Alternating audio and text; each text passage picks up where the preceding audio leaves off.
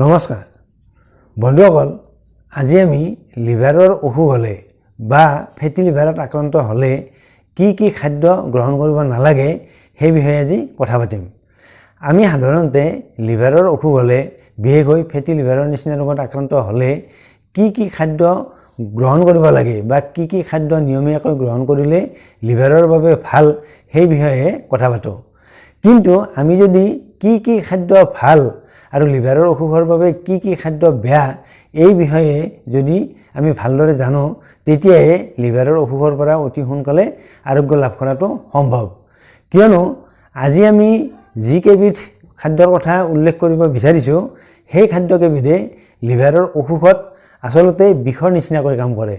সেইবাবে যদিহে আমি লিভাৰৰ অসুখ হ'লে, বিশেষকৈ ফেটি লিভাৰৰ নিচিনা ৰোগত আক্ৰান্ত হ'লে এই খাদ্যকেইবিধ আমি একেবাৰে সম্পূৰ্ণৰূপে এভইড কৰোঁ, তেতিয়াহে আমি লিভাৰৰ অসুখৰ পৰা সোনকালে আৰোগ্য লাভ কৰাটো সম্ভৱ।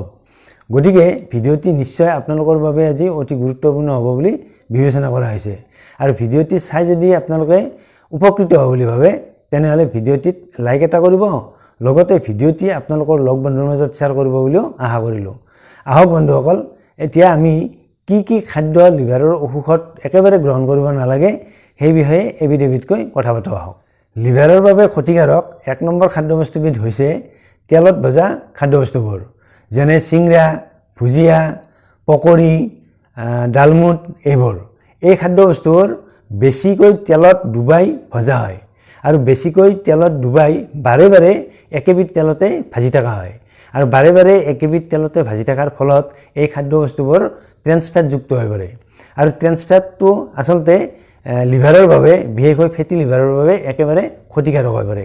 আৰু যদিহে লিভাৰৰ অসুখত আক্ৰান্ত হোৱাৰ পাছত, বিশেষকৈ ফেটি লিভাৰৰ নিচিনা ৰোগত আক্ৰান্ত হোৱাৰ পাছত এনে ট্ৰেন্সফেটযুক্ত খাদ্যবস্তুবোৰ নিয়মিতভাৱে হওক বা মাজে মাজে খাই থকা হয়, তেনেহ'লে লিভাৰত জমা হোৱা এই ফেটৰ পৰিমাণ বৃদ্ধি পাই যায়। গতিকে এনেধৰণৰ খাদ্যবস্তু লিভাৰৰ অসুখত আক্ৰান্ত হোৱাৰ পাছত গ্ৰহণ কৰিলে ফেটি লিভাৰৰ পৰা বা লিভাৰৰ অন্য অসুখৰ পৰাও ৰিভাৰ্চ হোৱাটো বা মুক্তি লাভ কৰাটো সম্ভৱ নহয়। সেইবাবে এনে তেলত ভজা খাদ্যবস্তুবোৰ লিভাৰৰ অসুখ হোৱাৰ পাছত কেতিয়াও গ্ৰহণ কৰিব নালাগে।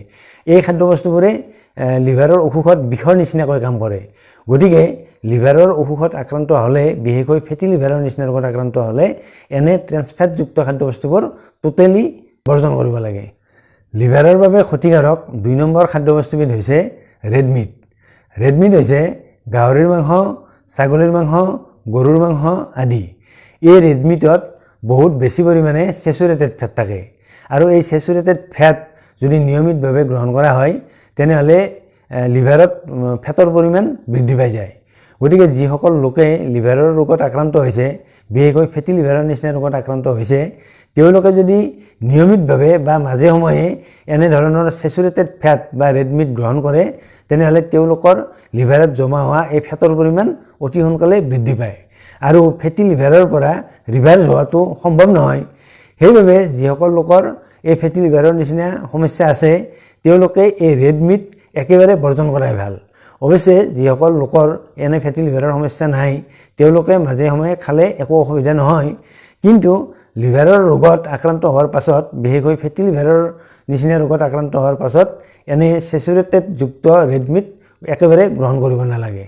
লিভাৰৰ বাবে ক্ষতিকাৰক 3 নম্বৰ খাদ্যবস্তুবিধ হৈছে চেনি আৰু চেনিযুক্ত খাদ্যবস্তুবোৰ।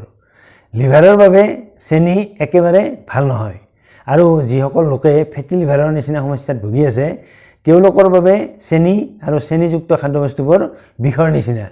সেইবাবে ফেটি লিভাৰত আক্ৰান্ত লোকসকলে চেনি সম্পূৰ্ণৰূপে বন্ধ কৰি দিয়া অতি দৰকাৰ। আৰু চেনিৰ লগতে চেনিযুক্ত খাদ্যবস্তুবোৰ, বিশেষকৈ ক'ল্ড ড্ৰিংকছবোৰ, লগতে পেষ্ট্ৰি বা অন্যান্য বেকাৰী আইটেমবোৰ বন্ধ কৰি দিব লাগে। তেতিয়াহে ফেটি লিভাৰ সোনকালে ৰিভাৰ্চ হোৱাটো সম্ভৱ হৈ পৰে। লিভাৰৰ বাবে ক্ষতিকাৰক 4 নম্বৰ খাদ্যবস্তুবিধ হৈছে নিমখ আৰু নিমখযুক্ত খাদ্যবস্তুবোৰ।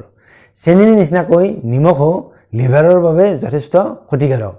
সেইবাবে যিসকল লোকে লিভাৰৰ ৰোগত, বিশেষকৈ ফেটি লিভাৰৰ নিচিনা ৰোগত আক্ৰান্ত হৈ আছে, তেওঁলোকে কেতিয়াও জোখতকৈ বেছি নিমখ গ্ৰহণ কৰিব নালাগে। এজন প্ৰাপ্তবয়স্ক মানুহে এদিনত 5 গ্ৰামতকৈ কমকৈ নিমখ সেৱন কৰিব লাগে।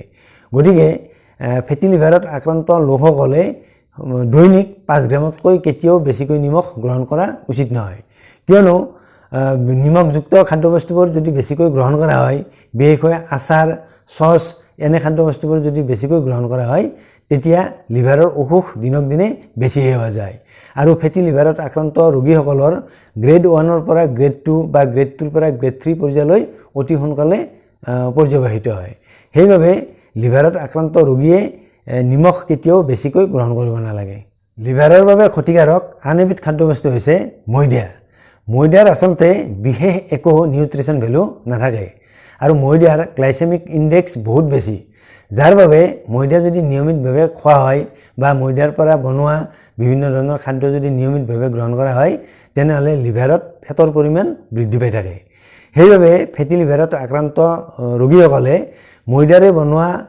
খাদ্যবস্তুবোৰ কেতিয়াও গ্ৰহণ কৰিব নালাগে ময়দাৰে বনোৱা খাদ্যবস্তু গ্ৰহণ নকৰিলে আচলতে ফেটি লিভাৰৰ পৰা সোনকালে ৰিভাৰ্ছ হোৱাটো সম্ভৱ হৈ পৰে লিভাৰৰ বাবে ক্ষতিকাৰক আন এবিধ খাদ্যবস্তু হৈছে এলকহল আমি এই কথা অৱশ্যে সকলো মানুহে জানো যে এলকহল হৈছে লিভাৰৰ 1 নম্বৰ শত্ৰু যিসকল লোকে নিয়মিতভাৱে এলকহল সেৱন কৰে তেওঁলোকে এদিন হলেও লিভাৰৰ বিভিন্ন ধৰণৰ অসুখত আক্ৰান্ত হ'বলগীয়া হয় আৰু আমি জানো যে যিসকল লোকে নিয়মিতভাৱে হওক বা মাজে সময়ে হওক এলকহল সেৱন কৰে তেওঁলোকে এলকহলিক ফেটি লিভাৰত আক্ৰান্ত হয় গতিকে এলকহলিক ফেটি লিভাৰৰ নিচিনা ৰোগত আক্ৰান্ত নহবলৈ হলে অৰ্থাৎ আমাৰ লিভাৰটো সুৰক্ষিত হৈ থাকিবলৈ হলে স্বাস্থ্যৱান হৈ থাকিবলৈ হলে এলকহল সেৱন কৰাটো বন্ধ কৰিব লাগে অৱশ্যে এমাহত যদি এদিন বা দুদিন এলকহল সেৱন কৰা হয় তেনেহলে লিভাৰৰ বিশেষ একো ক্ষতি নহয় বুলি বিশেষজ্ঞ কোনোৱে মত পোষণ কৰিছে